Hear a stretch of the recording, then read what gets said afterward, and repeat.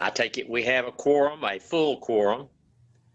Then officially we'll call this meeting to order at 6 o'clock, the Planning and Zoning Commission. And first on our list, Ms. Carol, do we have any citizens that's requested a word with us before we start? I'll answer on her behalf. I don't look quite as good as Ms. Carol, but I'll go ahead and answer. We have Dr. Tom Kozak, who is a resident of Waterstone here in the city, who would just like to address the commission for a few minutes. Okay. Well, we're ready. And Dr. Kozak, if you'll, let me see if I can, if you'll just unmute, you'll have the floor.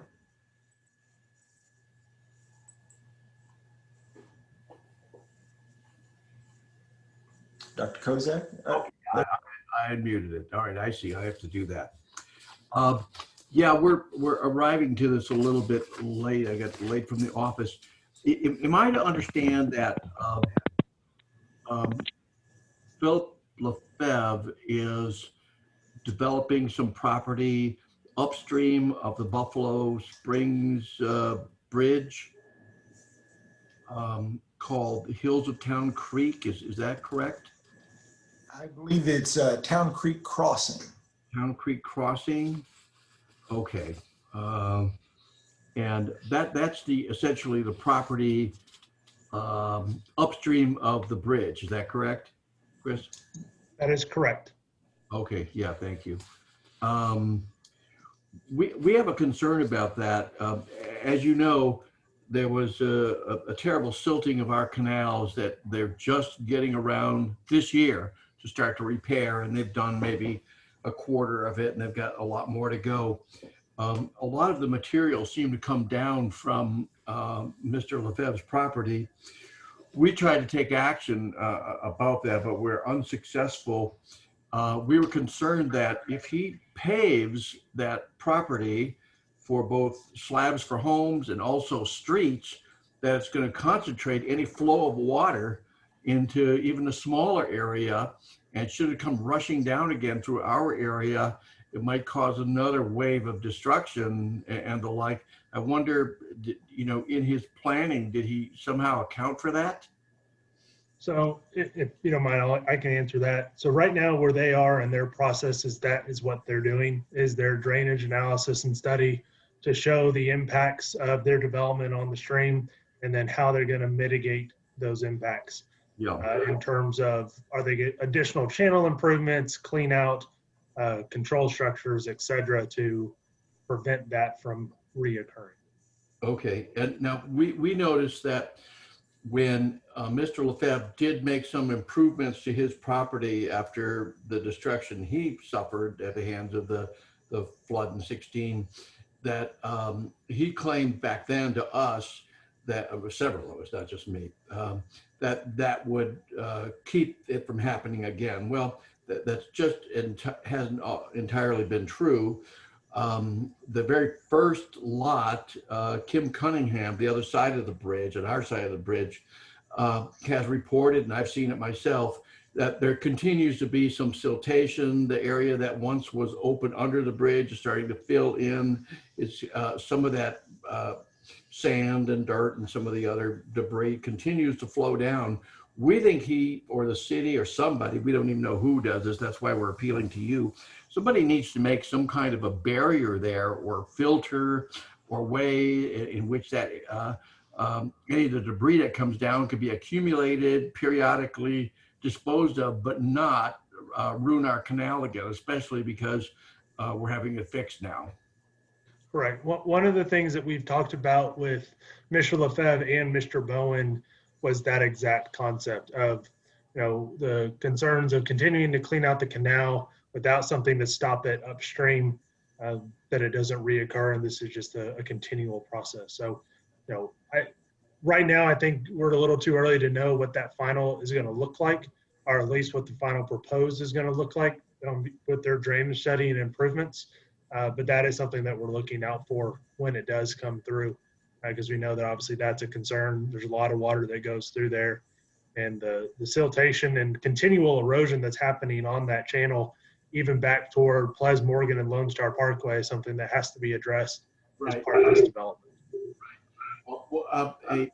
An ancillary concern to all of that is not only will speed up the water flow whenever it gets paved there, but as citizens, believe it or not, the law is written in such a way that we don't really have any recourse. As I mentioned, we attempted legal action against Mr. Lefebvre for some of that when it first occurred, and we were unable to prevail. We were very surprised by that. We filed an appeal that unfortunately was unsuccessful too. And the thinking by the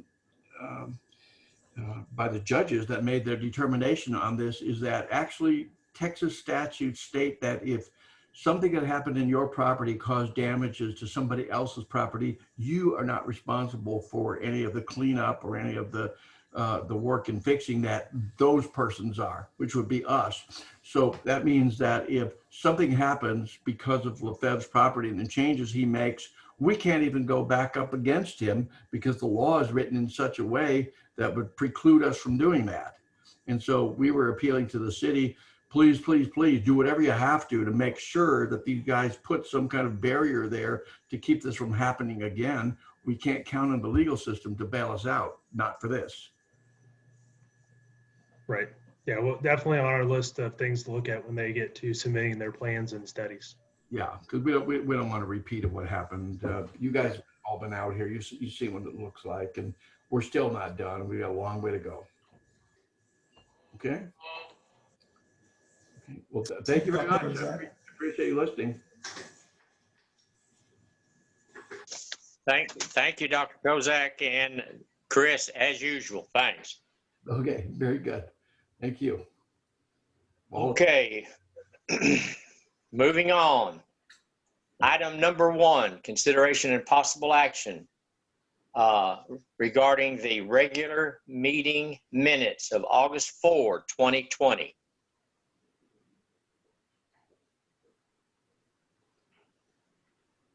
Yes, this is Jeff. Dave, I guess this would be addressed to on the minutes. Just one slight change on the wording. Under the heading Commission Inquiry, in the first paragraph of the minutes from the August 4th meeting, Chairman Cox referred to the fact that we are all dedicated to following the rules and set out by the ordinances. And that we all agreed, and then my request is just on paragraph 2. On the first line, my comment, if we could just delete the word always, because it doesn't reflect my true meaning. In other words, I was just trying to say, please omit, or I'm sorry, I was trying to say, we do not want P&Z to need to approve plans after the fact, and that communication is most important. So in other words, if you could just delete the word always, because it gives the wrong meaning. We don't normally approve things after the fact, but in very few cases we've had to do that. So that would take care of it. If you could just, in the minutes, just omit the word always. Yes, sir. That way it reflects my meeting. Thank you. Absolutely.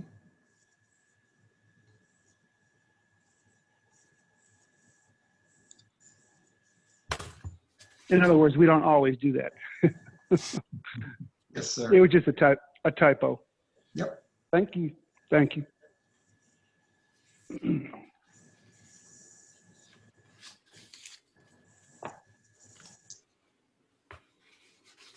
Do I have a motion?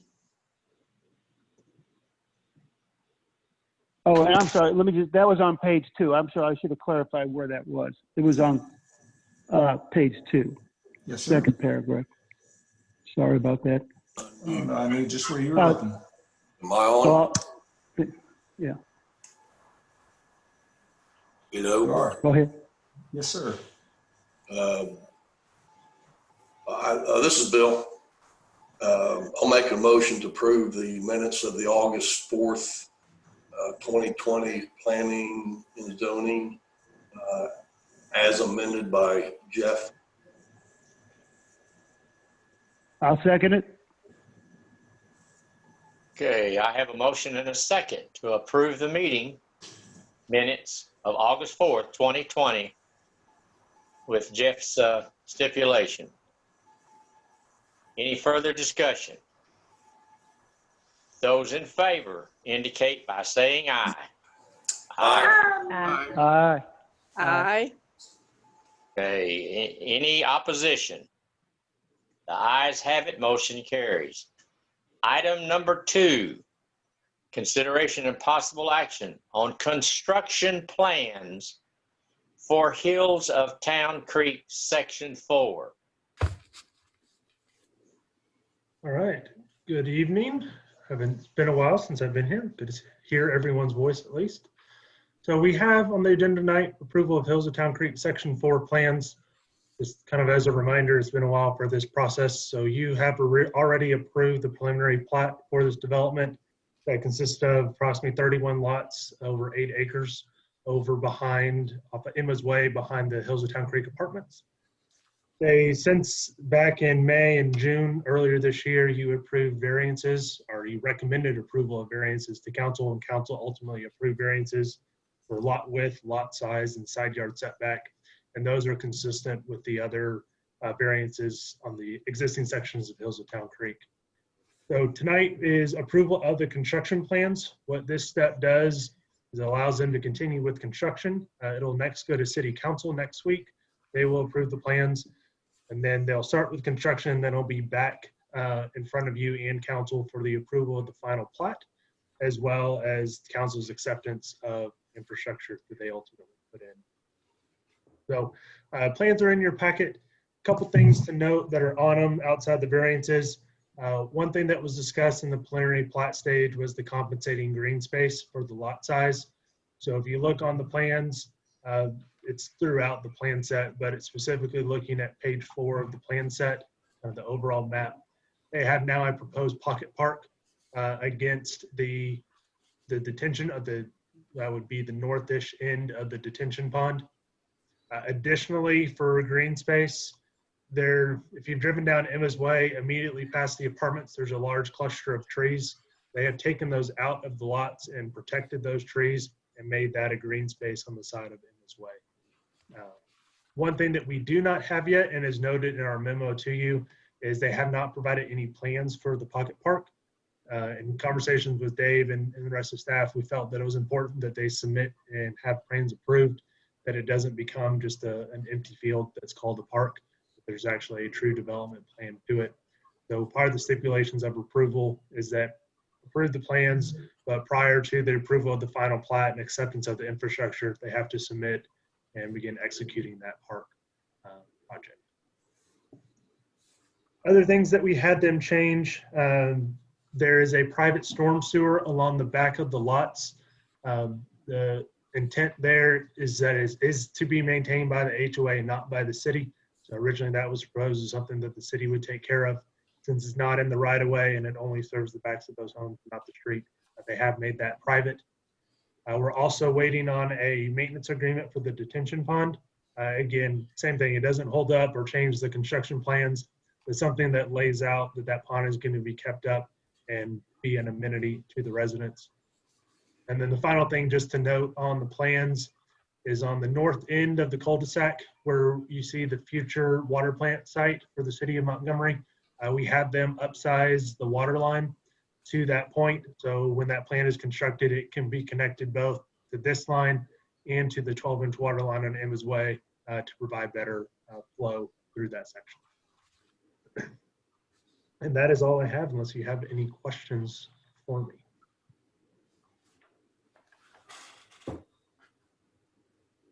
Chris, yeah, I'd just like to say it's nice to hear your voice. It has been a long time, and we appreciate your expertise. Real quick on the grading and drainage, I think we all know it looks like there's been a lot of work done on that. There's quite a bit of water coming through that drainage easement that goes into where the little park is. Just had one question on where it says property or PROPSTM head wall number 1. Correct. What is that? Yeah, what is that? That is just the end of the pipe. So where the existing storm line comes in remains the same. They're adding an additional storm sewer next to it that will be public. And that head wall is just a structure to control erosion around the end of the pipe. Okay. And I see it's a 20-foot drainage easement up above across the street, but then it becomes a 30-foot drainage easement. And that is also the access to that little pocket park. It is not. Okay. All right. So the access, so that was one idea, was that would be the access to the park. And actually, if you look over between lots 14 and 15, there's a reserve that's kept out. So that's actually property that would maintain in the HOA's hands, and there would be a sidewalk going down that line to get to the park. Okay. That was my question, yes, because there is a good-sized gap between the houses, so it appears there's enough room for the access without seeming crowded. But there will be a concrete sidewalk to walk on. Correct. And that's part of the park plan. So they have a concrete sidewalk that currently just dead ends into the park area. And so part of the condition is that we get the park plan that shows what amenities they're putting there prior to the city finally accepting the infrastructure and approving it. Okay, and has there been any discussion about something to mark the boundaries of the private property of the, or fencing of some kind possibly along the access? We haven't gone into those specifics. I would imagine that we would see that in the park plan when they lay that out, and that's something that we can put on the list to make sure that they address. Okay, great. Yeah, to go along with what you said, when we make our motion on this tonight, we need to, I think we'll include in that stipulation when they come back with the detail on the park, we also need to know the detail on how they're going to treat that up against private property there with, is it going to be landscaping? And let me just add, this looks great with it looks like we've got our new tree canopy ordinance in effect, and we've got 2 trees per lot. But also it looks like when they come back with the park details, as you said, we'll have to make sure we stipulate some kind of landscape trees in there too. Correct. Okay, thank you. Sure thing.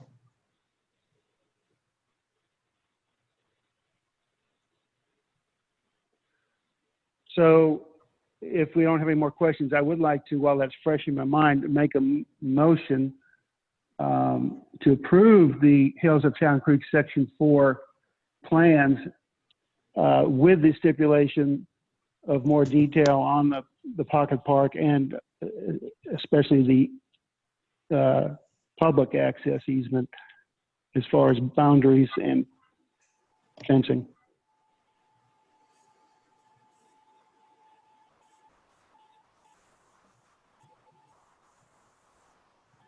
There may be more questions. I'm sorry. Motion.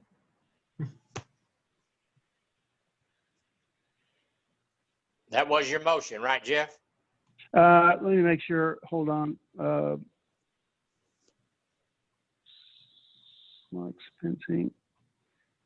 Yes, really just to add to what Chris had suggested is when they come back with the detailed plan on the park and especially the access area, how we're going to treat that up against private property. Do you want me to restate it? I believe I have it. David? Sir, I'm good. Thank you. Okay, good. Thank you. That was a motion to approve. Yes. Right. With the engineer's recommendations and a plan on the perimeter fencing for the park. I'll second. There's Bill. Okay, I have a motion and a second to approve the construction plans for the Hills of Town Creek, Section 4, with the stipulations from the City engineer, and also Jeff. Any further discussion? Those in favor indicate by saying aye. Aye. Aye. Aye.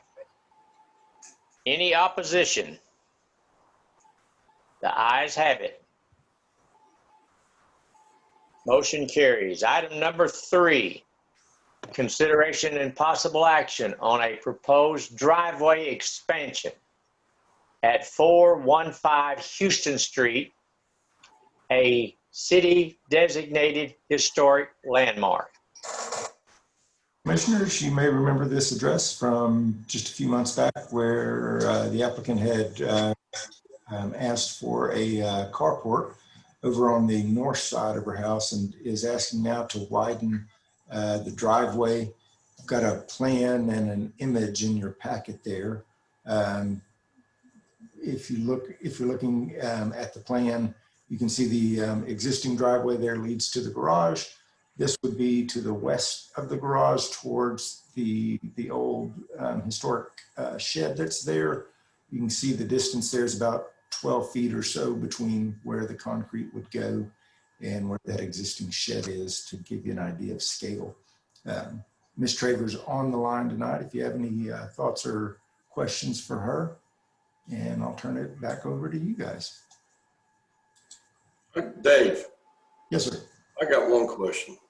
Yes, sir. What is the difference between the historical district and a designated historical district?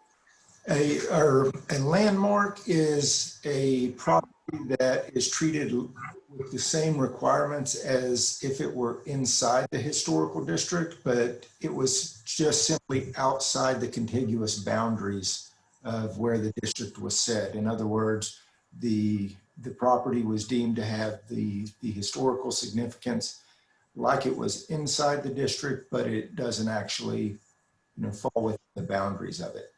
Okay. Several of those properties around town that are designated in that way. Yes, that came up last time, and let me just ask to be sure that 415 Houston Street, it is, from our previous discussion, it's not designated as, what's the other word, when you get a plaque, when you get a Right. What do we call that? It's not a state designated historical landmark. It's a city designated historical landmark. Okay. And Because that did come, yeah. Go ahead. the criteria for the ordinance, by the ordinance or in the ordinance for designating that is, there's something about the architecture, of the structure or of the site itself that is very significant to, the local history of the city, but, may not rise to the level of, the state, designating that as, as a historic landmark. Okay, yes. Because that did come up before when we looked at various things. And let me just establish there is no HOA in that neighborhood, correct? Right. Okay. This is Bill. Is this parking, the proposed parking, going to take place of the last one we approved, or is there this going to? Ms. Tony, I'll ask you on that. I know we had just kind of touched on it briefly, but if you weigh in on whether or not you're going to move forward with the other side of with the carport structure. And I think you're on mute. You may have to unmute. I'll see if I can do that. I think I can only ask you to unmute.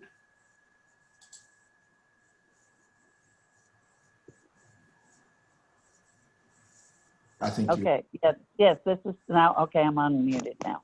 Okay, this is Tawny Traver at 415 Houston Street. Okay, let me go back to the landmark. We'll get that clarified.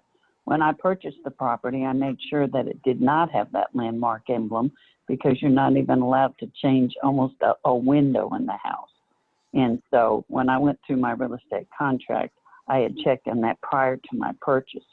The last time I talked with you guys, I was going to put, which is still in consideration, of putting a piece of concrete behind the fence and putting up a carport. Again, like I keep running into problems with the underground piping. It might be, I have like, I believe I have 22 stations in my sprinkler system.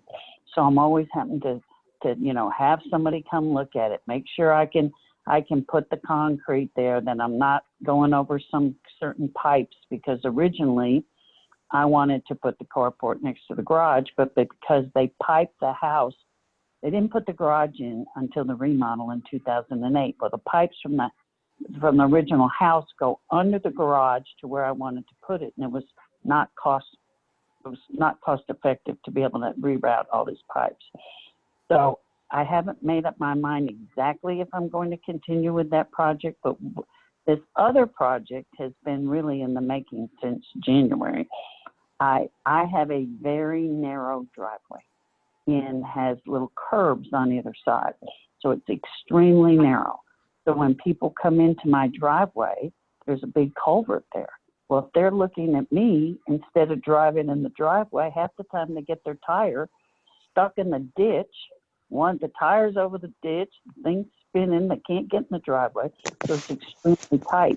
What I'd like to do is just cut one of those culverts off, extend my driveway out towards that building, so that will just give me more parking, because I can fit barely 2 cars in the garage, and we have 4.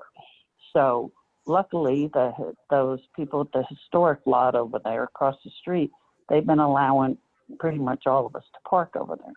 But at some point that may change, and I don't want to park on the street because that's not safe. And so I just want to take that down. I've already talked to Mike at maintenance to put the culvert in, and I've already got my construction person. I've taken down the fence. I've taken down a huge tree. I've got it all ready to go. I just need, originally I was told you could just pour the concrete and go. Well, then I found out later, no, now I had to ask permission. So I just want to be able to have some more parking spaces over on that side. Okay. Will this be concrete also? Correct. Yes. So you won't even notice it. All I'm going to do is shave that one curve down, and it'll just be an extension. It'll look just like the other one. The city's going to take care of the culvert for me and the drainage. The guy has already drawn up the plans. All we're waiting is for permission, and we're going to pour, and then that way I can put, if I have any visitors, because there's not any place for anyone to park, because Right. You can't park on Houston Street. You can't park on the other street because the road's too narrow. And so I'd just like to have people come around to my driveway, park, and I'll have plenty of parking for any guests that I may have, and for my own vehicles. All right.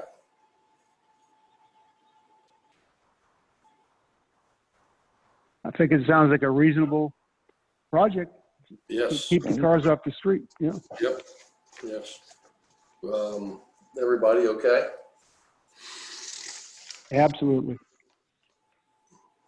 Well, I'll make a motion to approve the driveway extension at 415 Houston Street as per drawings. And I will second that.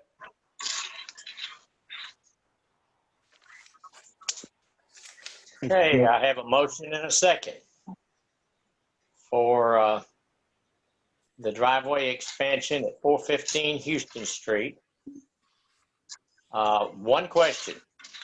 Is this going to have to go before City Council, Dave? No, sir, it does not. Pardon? No, sir. Okay.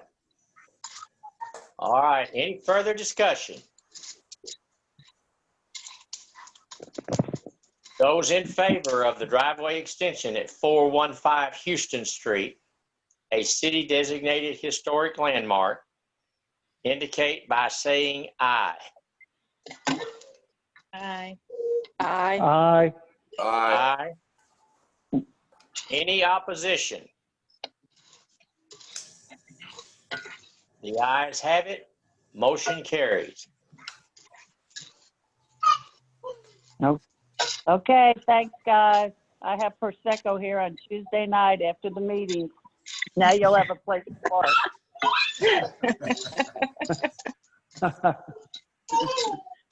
You're good to Sounds go. good. Moving forward. Thank you. Item Good luck number with it. 4.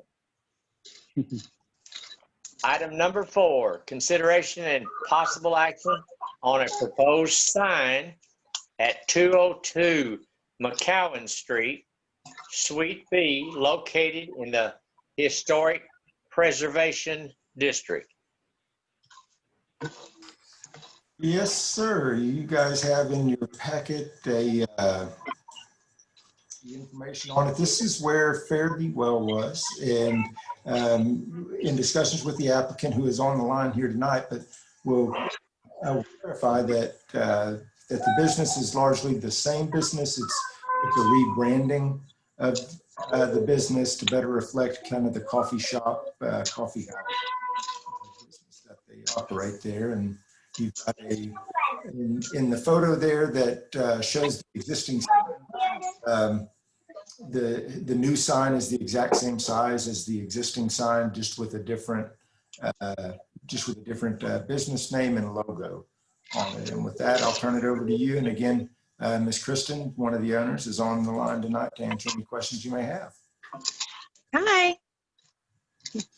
Hi, Miss Kristen. how are you? Good. Thank you for showing up. Well, thank you for the invite. I hear this is quite the party.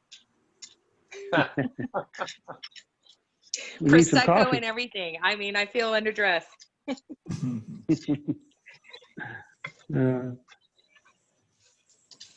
Did y'all have any questions for So- me? So Dave, the sign is going to be basically the same size as the existing up there? Yes, sir. That's a 4x8 sign there, and it'll be just a new 4x8 sign with a white background that's got the new logo on it. Okay, so so it's what I was looking for. It's the background's white with what, dark letters? I believe so. Is that right, Kristen? Yeah, it has black lettering. It's almost, I really tried to stay very close to the same sign that was already up, like the same lettering, everything. Okay, all right. All right. And you'll use the same light above it to illuminate it at night? Yes, all that'll stay the same. Okay, all right. And what's that on is that a plywood or structure, or what is, you know, the name of that? It's a metal, it's like Okay. a aluminum sign Okay, with vinyl letters. all right, okay. All righty. And so, Kristen, yes, it sounds like it would be very durable. Obviously, no fading. Right. Let me just ask. Yeah. Okay. Great. It looks great. Let me just ask you: is your plan? You're gonna, just so we know, are you changing the store somewhat compared to Fare Thee Well? As David mentioned, it sounds like you're kind of doing the coffee same thing, shop? but maybe, yeah. Okay. But I don't think that her signage ever reflected that. We are more of a coffee shop and less boutique. She was more of a boutique and less of a coffee shop. Okay. And we actually have started roasting a signature line of coffee. Okay. So that will actually be something that that we're really super excited about. Being a roastery as well, and being exclusive of Montgomery. Exactly. That does work well. We've seen that happen down on 105 towards Conroe.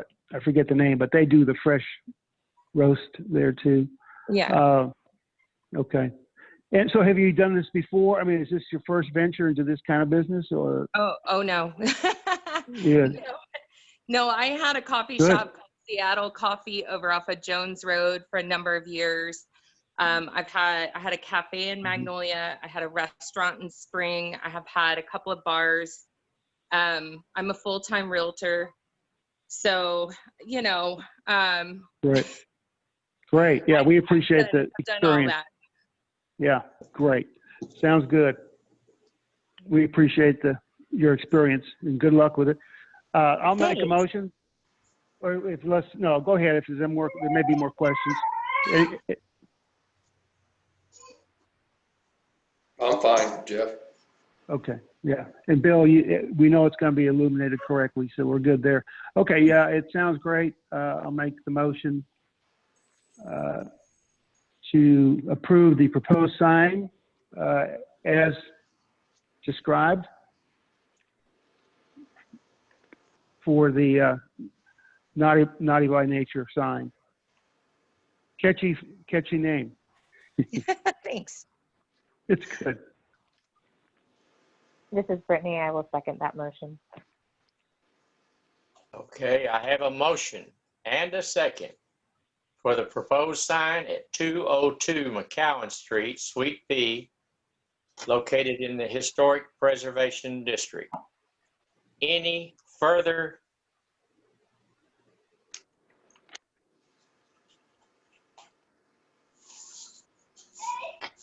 Okay, those in favor of approving the proposed sign at 202 McCowan Street, Suite B, indicate by saying aye. Aye. Aye. Aye. Any Aye. opposition?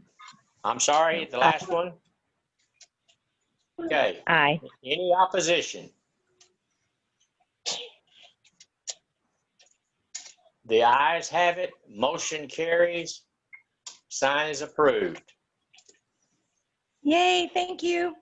Thank you, Kristen, for showing up and following the correct procedures. Thank you. I appreciate you guys. Makes it And easy. Look forward to seeing you down for coffee one day. You bet, thank you. All Great, right, I'll talk thank to you you. later.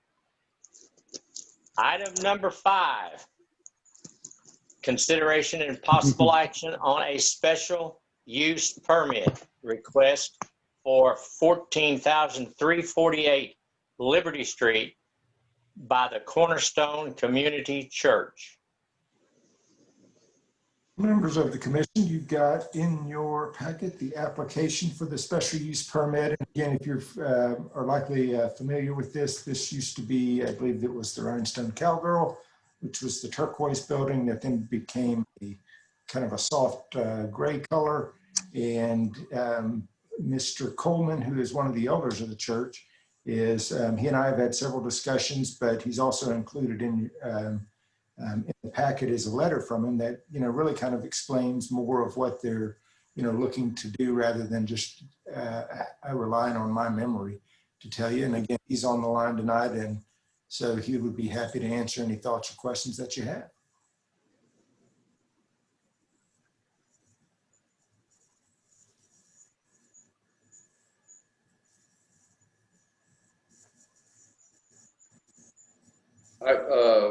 You had mentioned you have services on Sundays and Wednesdays, is that correct? Wednesdays and Sundays. Mr. Coleman, you there with us? Joe?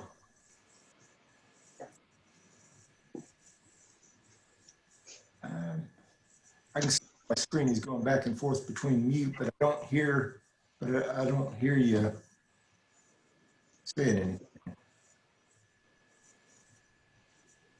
anything. Bless you. Bless you. Got your mask on?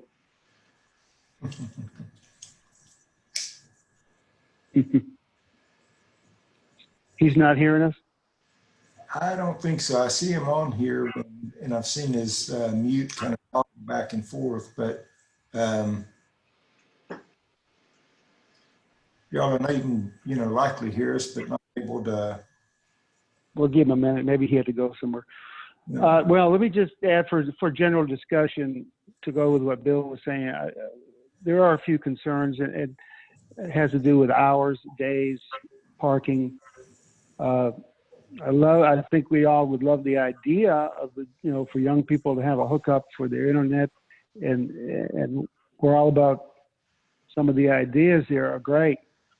But I think back to when King's Cafe was there at the Cozy Grape, and Sundays were very busy, and we may go back to that. I think the time will come when we see more activity, even on Sundays. I just wonder about the mix of having that right next to that type of business. Can you hear me now? Hey, now we got you. So you can hear me? Yes, sir. Okay. Yes. Sorry, I was having all kinds of microphone issues. So I understand the concern on parking. I actually was over this Sunday morning. I've swung by the Montgomery Steakhouse and saw how busy they were. One of the reasons why I was making sure that we didn't look at any public parking that was immediately going to be used by the local businesses, and just the parking that is the gravel parking around the community center and north of Jacobs would be more than adequate of what we would need, not even using the parking lot to the south. Like currently, we're only running about 45 people using about 15 spots. And after talking to the fire marshal in Conroe, that building is probably, he didn't give me an exact number until after all this got approved and he saw the layout and everything, but he gave me a really good approximation on how they were going to do the formula for coming up with occupancy. And it's probably going to be somewhere around 120, 140. We would probably never have more than about 90, 95. And that's if we, double in size plus some. And even then, the 50 to 60 spots around the community center and north of Jacobs would be more than adequate for what we would need for a couple hours.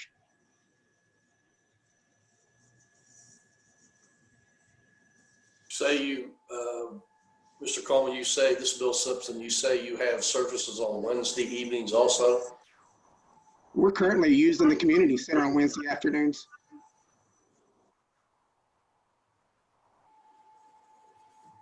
It was, yes, what we're looking at does mention at night. Is it Wednesday afternoon or Wednesday evening? Wednesday evening. Right now we use a community center on Wednesday evenings from 6 to 8. And that would be around the same time if we were able to lease this building, we would use it for around 6 to 8 also.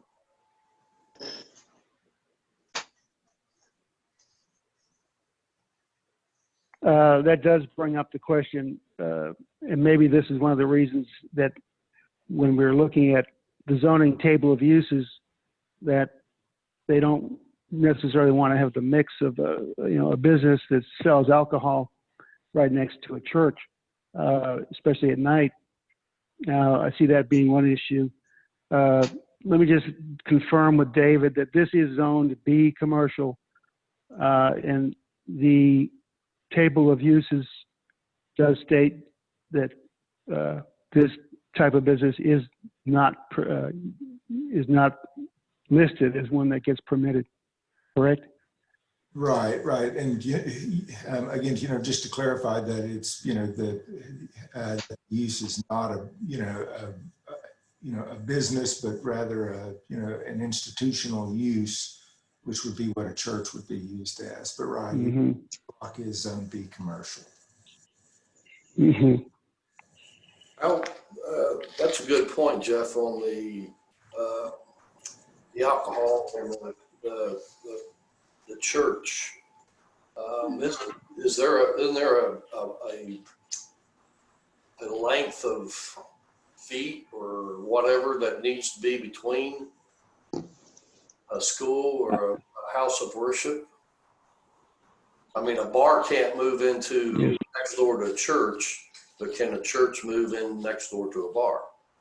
If I tell you what, that's a very good question. You know, if you guys don't mind, I'm just going to mute myself real quick, and I'm going to call our resident expert at home, who's Susan, and because she normally handles the TABC permits, let me ask her We that have, question, if you don't mind.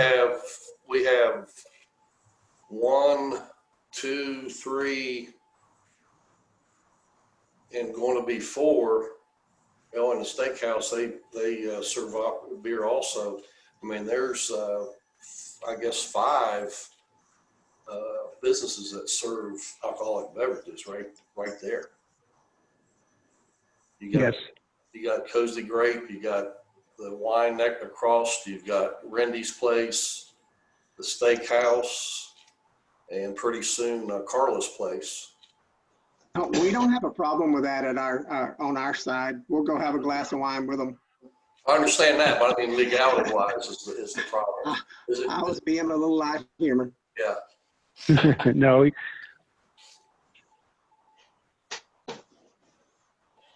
How does the other churches that are just 300 feet away, how's that structured? I think that's what Dave is looking up now, because it has come up before with They schools must, and churches. the distance when Cozy Grape and the wine, what's that called? The little one that's was in the old pet stop. Whitley. Yeah, they must have been within or outside that measurement, or they probably wouldn't have been issued a alcohol permit. The Lutheran church is closest, but that's I think it's over 200 feet or 300 feet or something. Right, the Lutheran, yeah, right, that and the little church, correct. Mm-hmm. So for them to get a license, those two would have to have been outside that range. And those go way back. It could have been something grandfathered in there. I'm not sure, but we have to go by the ordinance. And that's, you know, we love the idea of what you're doing, sir, but we just have to look at the code, the zoning.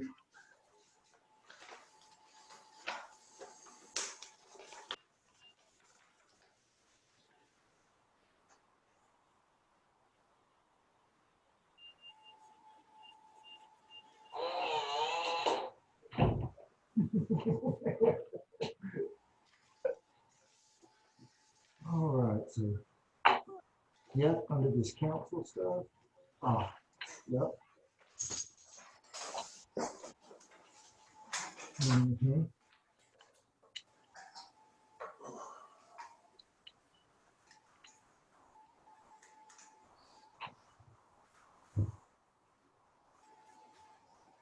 This is Brittany.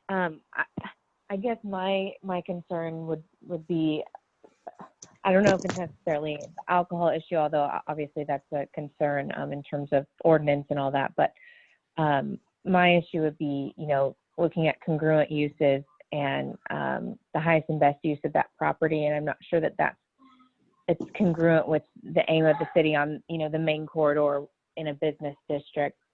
If that is the most, the highest and best use of that property. So that would be my concern. It's not, you know, and I'm sure that the commercial zoning is there to promote, you know, businesses on that main corridor and in that area. And that's my reservation with the special use permit.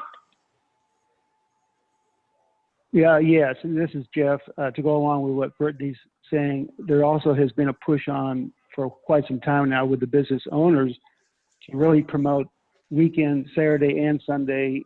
Eventually, I think we're going to see more of that as we have at times, even 15, 20 years ago, there was a lot of activity on the weekends and on Sundays with antiques and the cafe.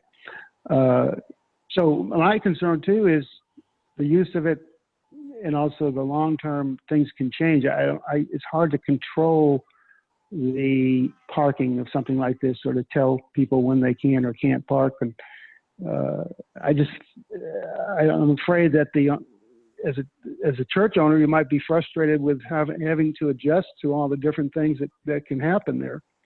It could be a kind of a frustration.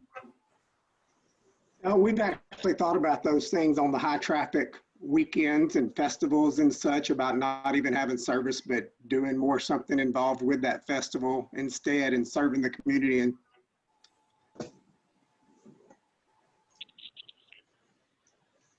Yes.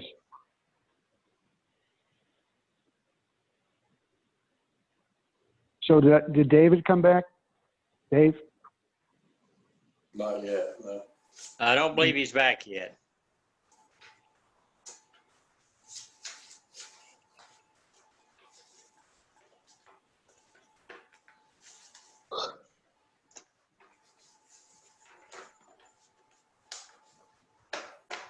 Let me just ask while we're waiting, the owner of this property, I think I saw in the paperwork, is located, was it Richmond, Texas? Let me look it up. that's what I saw on the application as well. At least that's where their office is. Whether they live there or not, I don't know who owns it. I was talking to Megan Stoltz, the realtor. Okay, yeah, it's YEYA Properties, Richmond, Texas, which is, help me, where is that? Where is that? I didn't know if they were local or not. It's down on the southwest side of Houston, around Rosenberg, Sugarland area, that side of town. Oh, yes.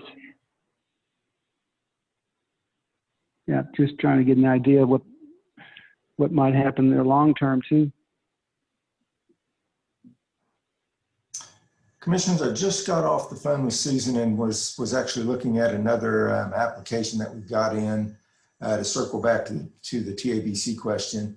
And the license, as part of the application for a liquor license, there is a statement on it that asks to certify that it's not within 300 feet of a church, a school, or I believe it's a hospital. So where that would, I don't know how it would affect the license, retroactively, say in the case of Cozy Grape, being next door, or any of the other existing businesses, but it, could potentially have an effect on future. It could affect their resale. Right. And, that's what Susan, offered to be able to clarify that with TABC tomorrow. But that's a very, very, good question. And, one that I think is, can really only be answered by TABC.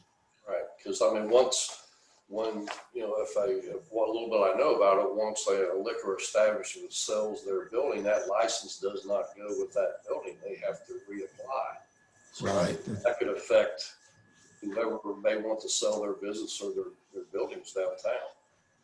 Yes, ma'am. We were looking at another property, and the realtor there had done quite a bit with churches at other locations they have in around, not Montgomery, but Houston, other things they manage. And he was saying that it would be the only thing would be if a alcohol place moved in after we were there or after another church is there, and it's within that area, they would have to come to you for a special variance, just like they're having to do right now with any others that are within 300 feet. If it's a new business that comes in and they're within 300 feet of a church, they're going to be asking for a special variance that you could very well grant. That would have to go through the state, not through the city.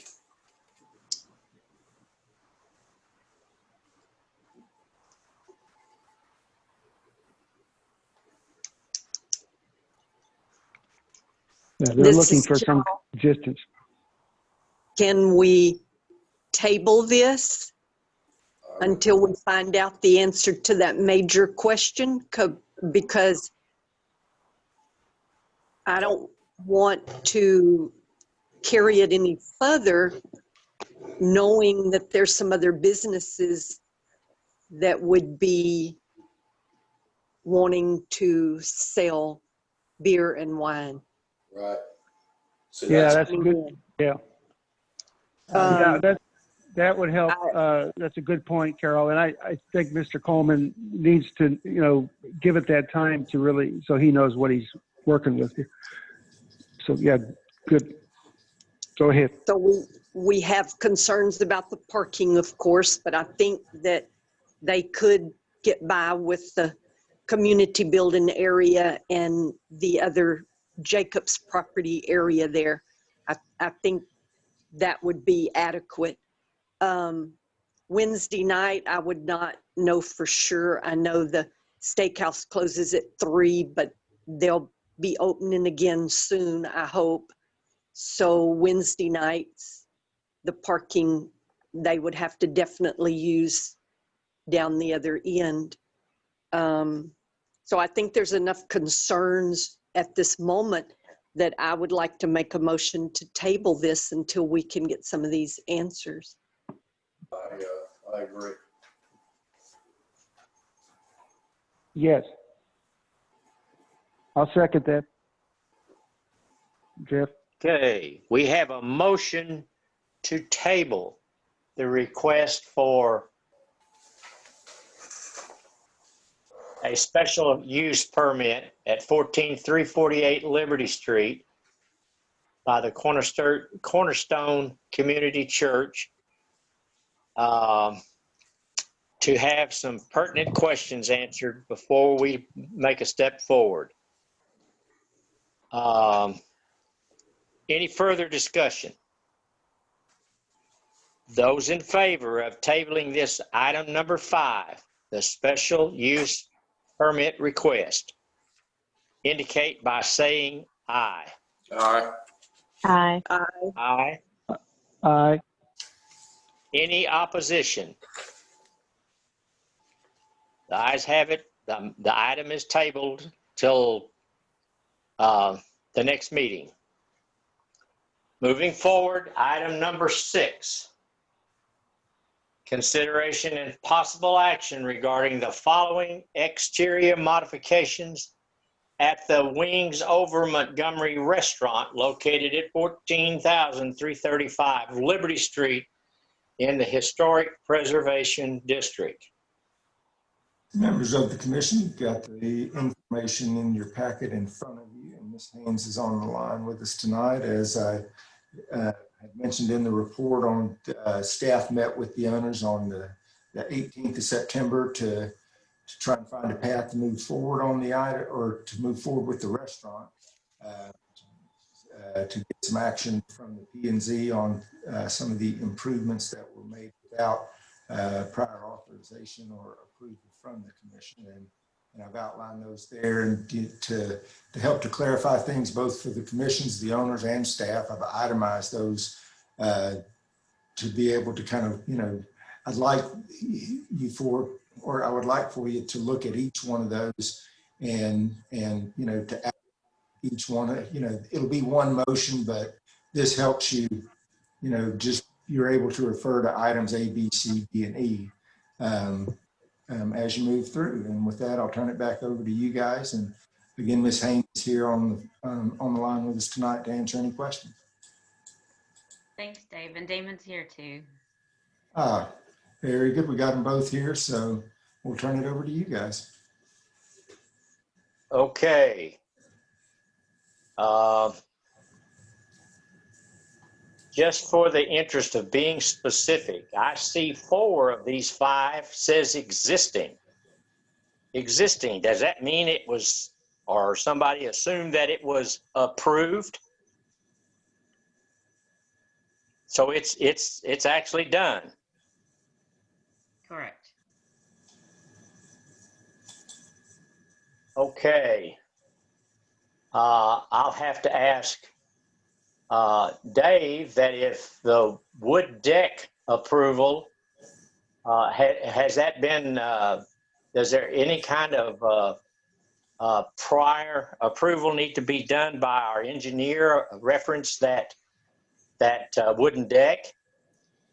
In terms of engineering or permitting, it does not meet the threshold to need any type of approval from a building review standpoint. It's not, and the threshold there is above grade. When a Okay. wood deck is built, if it's greater than 24 inches above existing grade is when it would need something, which this is not. It's, you know, only about 12. Okay. Then the metal fence, a 50-foot long by 6-foot metal fence, does that meet the ordinance? It, I mean, it says existing, it's already built. right. And again, in terms of, you know, what anything higher than 7 feet is, you know, is trigger for the building, you know, per the building code to require, you know, any type of drawings or, you know, inspections on. So it would be similar to a residential fence in that it's, it doesn't, you know, need to be inspected or anything like that, you know, by the building official. Okay. So the fact that it's existing then is okay with city staff. Well, in terms of, you know, there's no permit or anything that would be required. The only thing That's my question. is required, yes, sir, would be your action. Okay. Walk-in And then- cooler is different. Okay, then C, the outdoor walk-in cooler. Mhm. Was there any inspection on something like that since it's not a structure inside the building? It Was there an would inspection require, required? right, you know, depending on your action here tonight and the action of the commission here tonight, if approved, it would need to have a mechanical permit pulled for it. And if an electrical circuit was added, which I don't know for sure, you know, a 1 horsepower motor that's, you know, that's running it according to the specs. So it, you know, very likely didn't have its own, you know, circuit run to it. But if it did, you know, then he would need an electrical permit with that. But otherwise, it would just need a mechanical permit. Okay. So far, just one permit on item number C is all we need. Yes, sir. Okay. That hasn't been pulled yet. No, sir. I asked them to hold off on that. There's no, you know, there's really no sense in you know, asking him, you know, for a permit until, you know, we get the approval from P&Z. And I'll, you know, to take that a step further, you know, we need the approval of P&Z in order to be able to approve a building permit for it since it's in the historic district. Right. And then moving on to D, the front facade lighting above the porch and the wall sign. Was there a request made on that wall sign? Did it meet all the perimeters set down by city ordinance? The sign itself did, which was approved by P&Z. The lighting itself was not on the electrical plans, but that's not something that would need its own permit and you know, was inspected, you know, by the building official, just as a normal course of him being out there doing the electrical inspection. So there wouldn't be any type of permit or anything needed, you know, for that. So we're good then there. Well, yes, sir. Well, don't they have to meet the chapter 18, the light code? Right. It would still have to be a full cutoff fixture that would, you know, so the light itself, you know, may not be in compliance. It does need to be a full cutoff fixture, but in terms of needing, you know, an additional permit or anything, it, you know, does not. But it needs to be a full, from above, a full cutoff, a cutoff or a full cutoff fixture. That's right. From above. Correct? I don't know if I follow you there, you know, from above. Mounted above the light, like all the other ones are down in the historical. In other words, Right. shining down at the top of the sign, shining down. Yeah. Right. And in terms of a, you know, whether it's a cutoff or full cutoff, the only way to achieve a full cutoff or a cutoff fixture would be to illuminate from the top, you know, with the shroud over the top, you know, If they would read the ordinance on that chapter 1857, it gives all the guidelines right there. And we can do that. I mean, we can shine from above. We like the look of that too. It was just The problem I'm having with all this, as soon as we open the gate, then there's going to be people come to us and saying, well, you did this here, you let them do this there. We have to have somewhat of a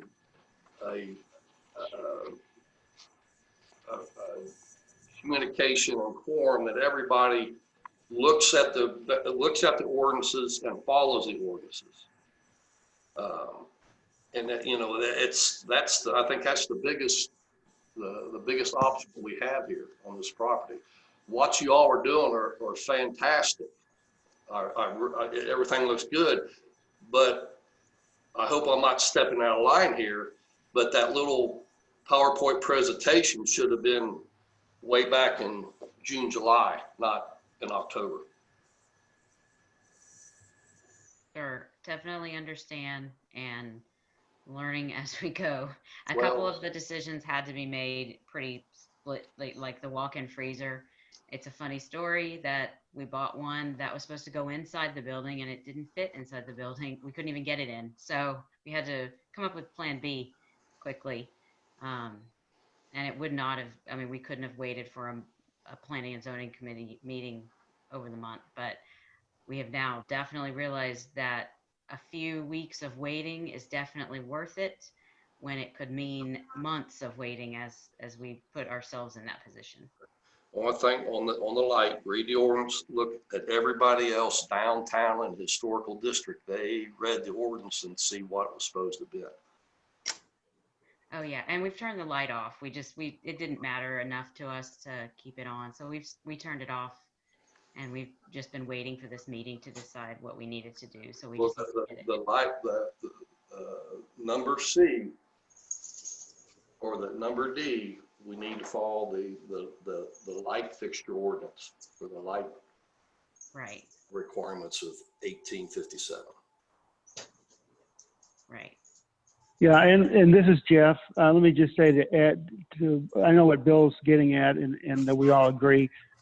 This is to Damon and Cindy. You know, most of these things are going to help you too. I think the lighting, we did look at it recently, and what Bill's saying is just that one hotspot. I mean, it's real white light. If you can just soften it with the downlight, it creates a more amber look. What they call a warmer light, and it would go with what you've done already on your overhang at night. I've noticed those have more of a yellow look. So, you know, these are things that help everybody, and we realize when you're right in the middle of it, you're trying to get a lot done. So I just wanted to say, you know, there's a reason for these rules, and we try to keep things consistent. So on a light, if you can just tone it down, you know, like you talked about. I do have one question on the deck, the 5 foot by 26 by 1 deck. If I'm not looking at that right, it looks like that's built right over the grease traps. Is that correct? Correct. And we have the pull up, trap door, I guess as you call it. Oh, yes. Okay. So yeah, so that's all. I would assume okay by standards. That deck, I went over and looked at that. It's not to get overly critical, but it's very narrow. If you're going to have seating there, the only question I have on that is by code. I don't know if there has to be a way to go through there. If there's tables or something, there's really no way to walk through it because it's so narrow. I mean, if you're serving food there, and I'm not an expert, I don't know what the code is on that, but you might just want to double check because there's no way with tables there's no way to walk through it. It's going to be but you do have 2 entrances. I guess my point. Yeah. Okay. Our plan is we had some custom made cornhole things made, and we plan to put them there on the deck. There won't be any seating and food served over there, and we'll, okay. You know, if that were to change, we would definitely have to consider a few things. But as of right now, no plans at all for that. Okay. Yes, thank you. Okay. Because it is the size of it. Yes. Okay. Item number E, the last one of this section, the emergency generator located at the back of the building, and it's proposed. Apparently, it's not there yet. But now, is it not true, Dave, that you have to have a permit for that, electrical and otherwise? Yes, sir, they would need an electrical and a plumbing permit for, it's a gas powered, so it'd be fed by gas and then it would have the electrical service, so they require two. Okay. I will entertain a motion from someone in the group, but be sure and not leave out any of the stipulations that we have just discussed.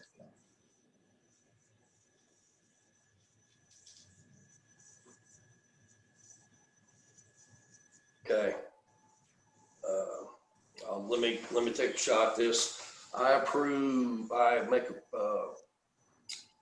make a motion to approve the items A through E at 14335 Liberty Street as per comments made on each item, whether it be pulling permits, following ordinances, etc.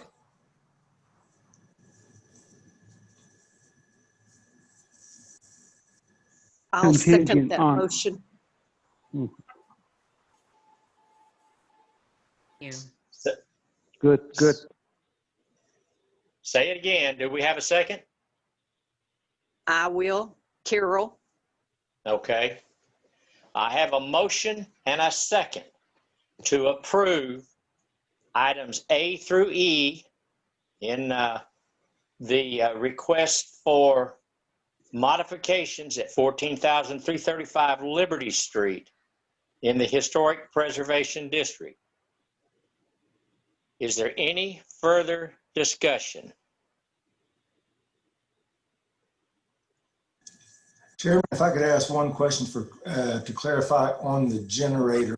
There were two proposals there, and I don't know if they've talked with the generator company yet in terms of do you guys have a preference or on option 1 or 2? Do you want to my thinking would be to leave it open to where they could decide which one works based on a conversation with with a contractor or otherwise. Either location would be screened by the fence. So, but I just, I did want to clarify that.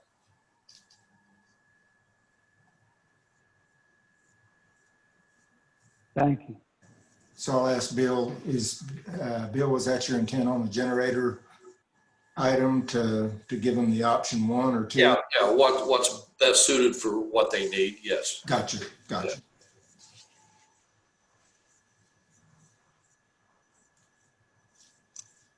Okay, anything further? Those in favor of these modifications as stated and amended for the location of 14,335 Liberty Street in the Historic Preservation District indicate by saying aye. aye. Aye. Aye. Any opposition? The ayes have it. Motion carries. Moving forward, item number 7.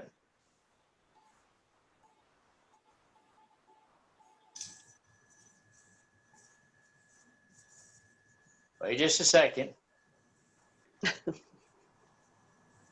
My computer's not working right here, but it's coming together. Item number 7. Consideration of possible action regarding the following exterior modifications at 504 Caroline Street in the Historic Preservation District.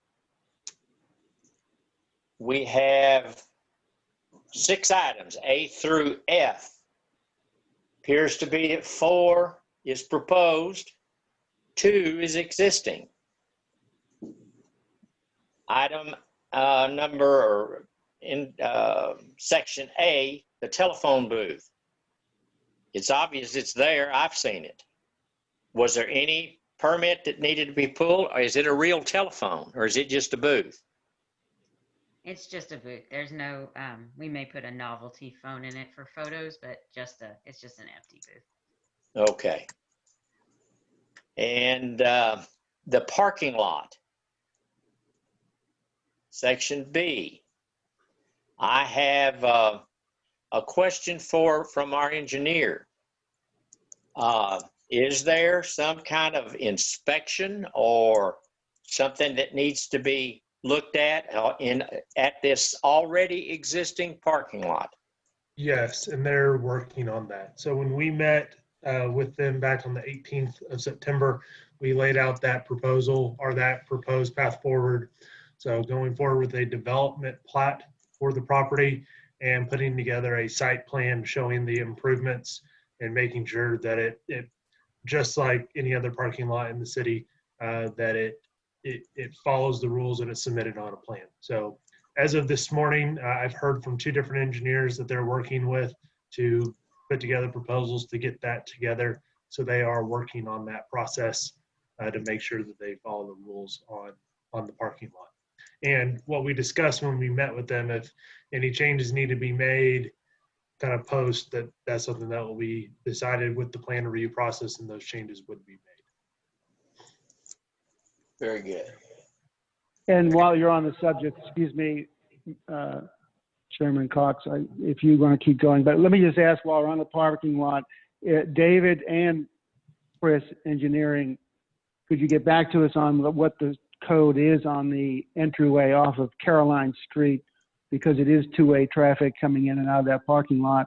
That's one of the bigger concerns is from a liability standpoint.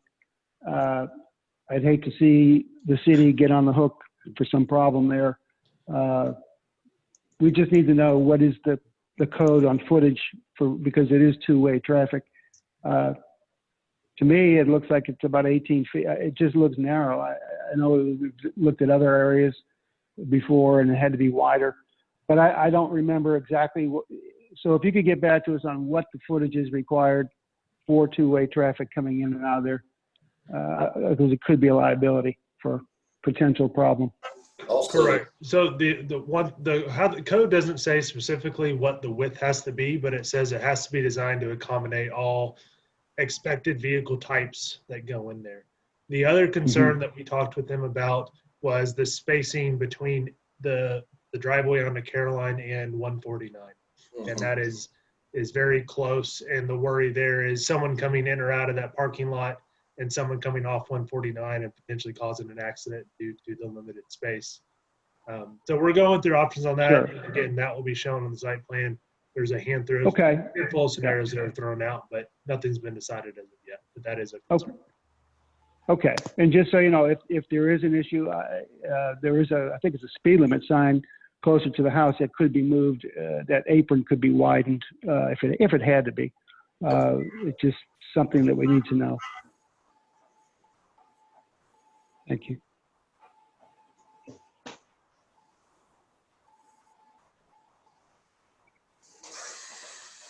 picket fence. Okay. We brought that up back in July. Yeah.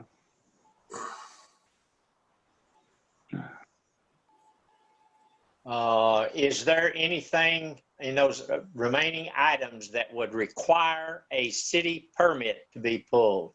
The 3-foot height wood picket fence, the 6-foot height metal privacy fence, or the building or structuring or constructing a 600 square foot cottage? Yes, so the last 2 items, both E and F would require a building permit and, the associated trade permits, whether, like for the cottage, it would have, they would need a mechanical, electrical, and plumbing permit. For the second story living area would require a building permit and an electrical permit. Okay. Sorry. Jesse, stop.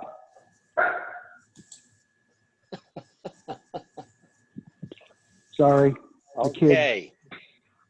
I will entertain a motion for approving these 6 items, but I'd want in that motion a stipulation that all the required permits and examinations that have been agreed to on the 18th be met.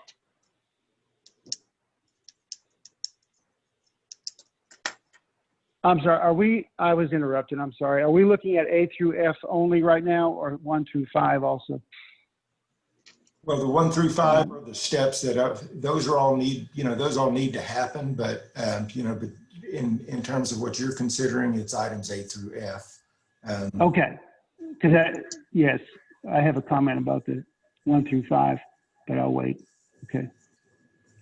Well, now 1 through 5, there won't be any action, required from the commission on 1 through 5. Again, those are steps that are just, required in the development process itself. So if you've got, other thoughts or questions, it may be a good time to ask them. Okay, well, let me just say it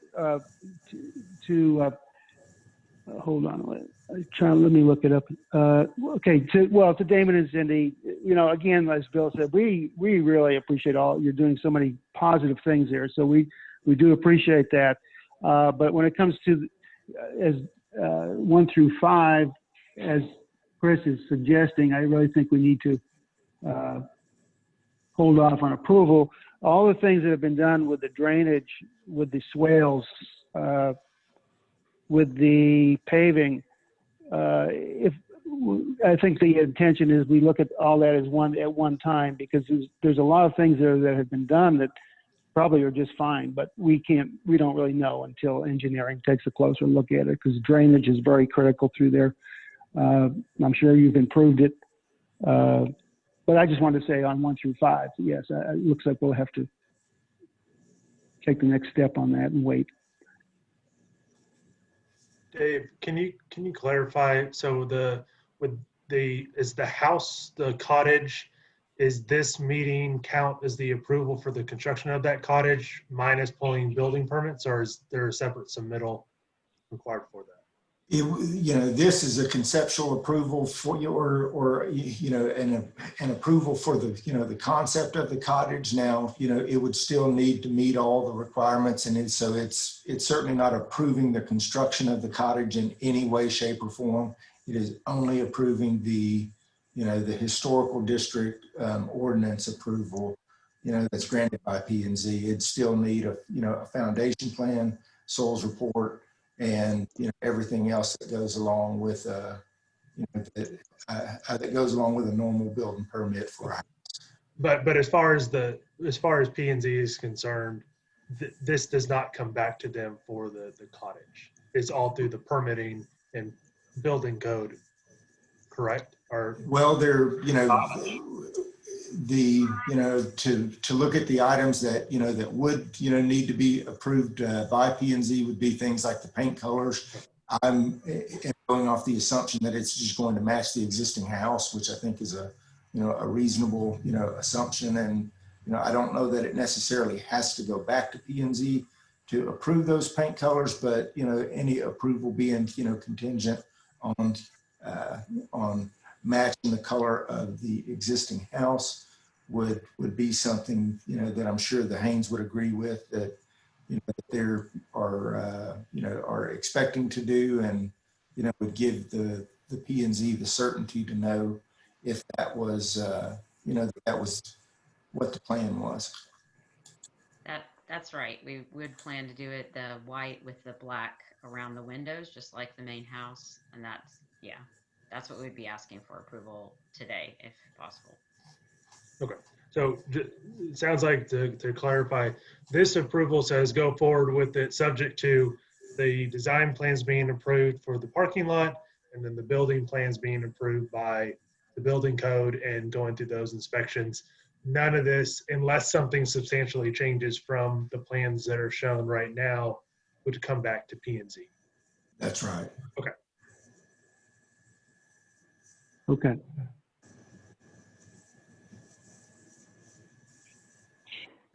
So we're back to the motion. We haven't got one yet. What Chris said.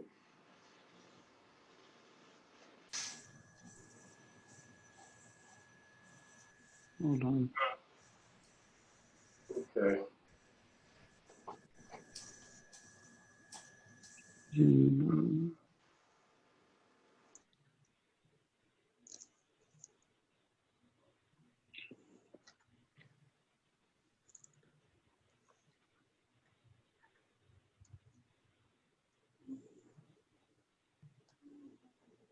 All right.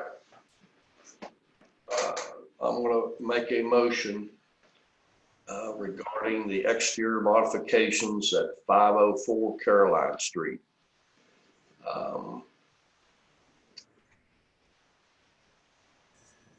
Approve items A through F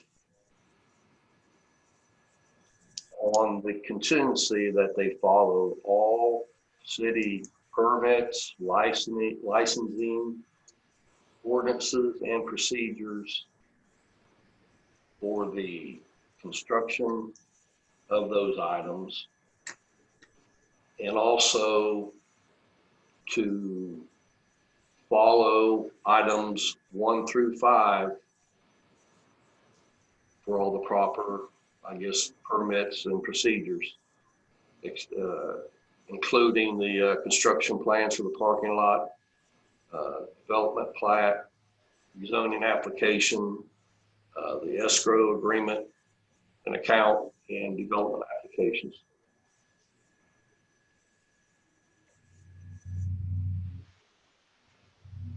Did that make sense? Very good. Yes, I'll second It that. does.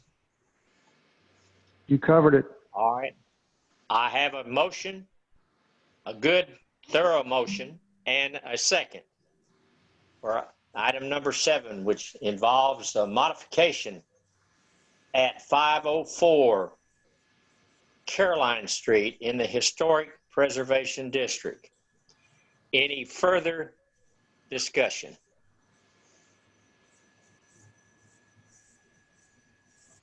Those in favor of approving these items in the motion indicate by saying aye. Aye. Aye. Any opposition? The ayes have it.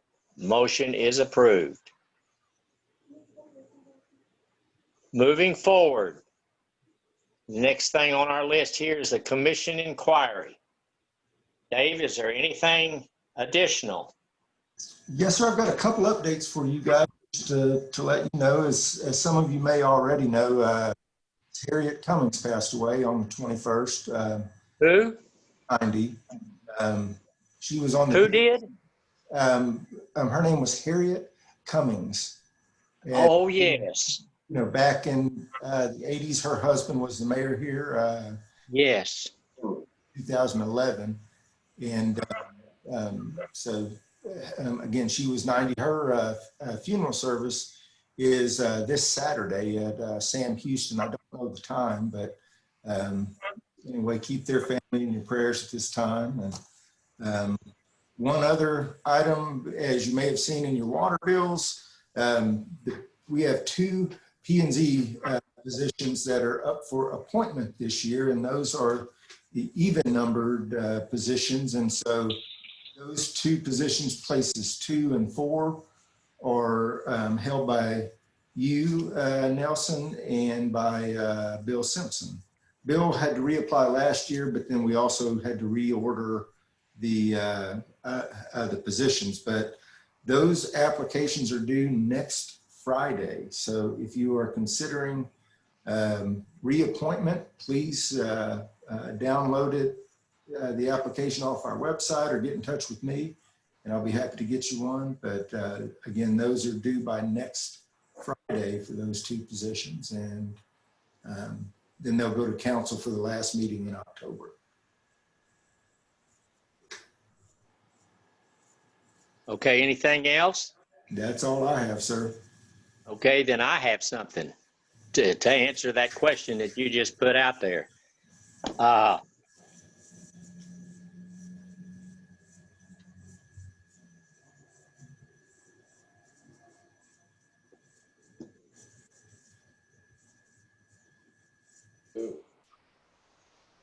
I will not be entertaining the thought to renew.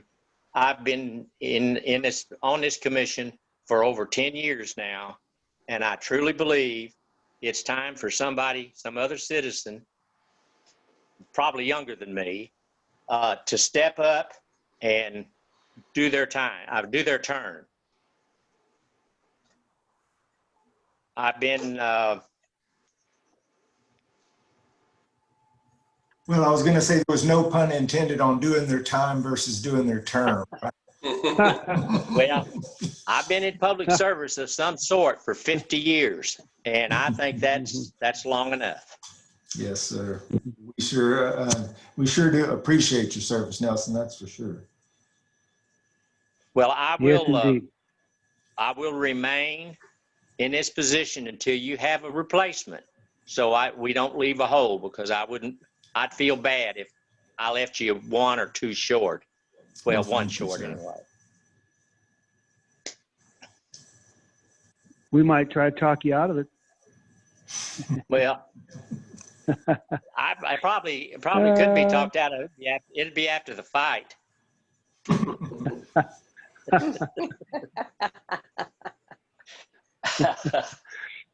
Don't make any quick decisions.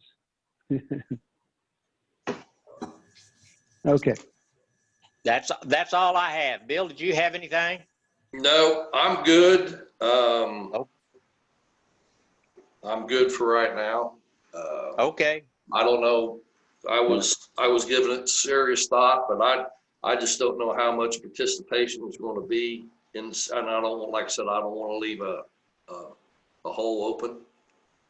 So we'll just have to see what happens by Thursday, maybe Wednesday, Thursday. Okay. All right. If Dave, if that's all there is, then I will entertain a motion to close down the shop. Let me just make one quick comment to David. Well, I want to say appreciate, David, you sending us the information on the best donuts. My thought is anything we can do down there to help that, it's even better. You know, it's not a bad kind of problem to have with the drive-through, is just could be improved on. So you did send us that information. It looks great. I know you're working on that. So anything we can do in the future to help with that, improve that situation.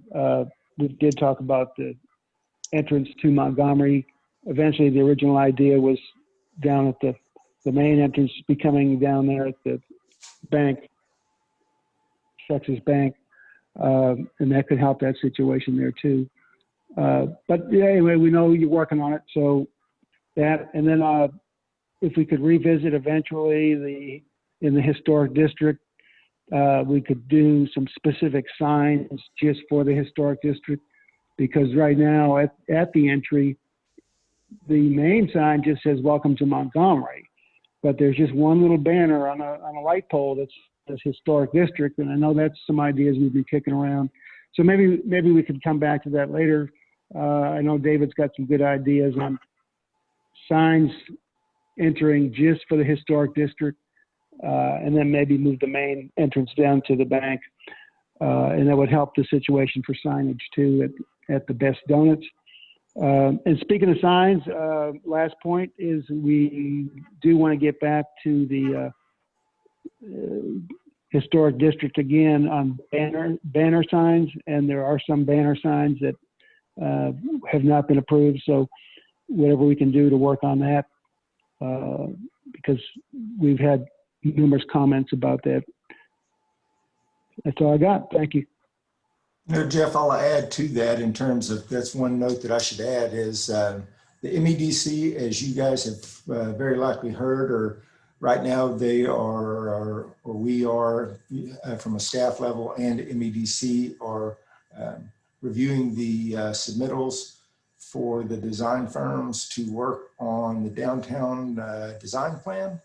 And E&Z doesn't have a role, to play right now. Once we get that firm selected, you're certainly going to have a role in, the initial meetings and, the review process throughout that to inform and steer, the selected in terms of, how they approach the design. So be looking for information from me. They should be selecting that firm at their October meeting, which I believe is the 19th. So a couple of Mondays away. And again, we do that and we get an idea of, when the firm's going to, want to start their meetings and, kind of start their, their background process, I'll be looping you guys into that as well. Great. Well, we look forward to it.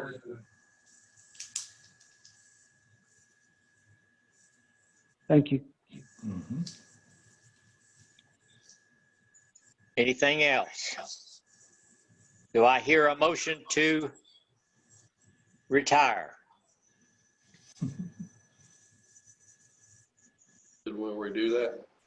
I guess not. I make a motion to adjourn this October 6th meeting. A I second? second it. Delayed. I have a motion and a second to adjourn. Those in favor, say aye. All right. Aye. Good meeting. Thanks, guys and Thank you. gals. Thank you, everyone. Thank you. Uh, Thank you. Good night. Good night. Good night. Night. Right.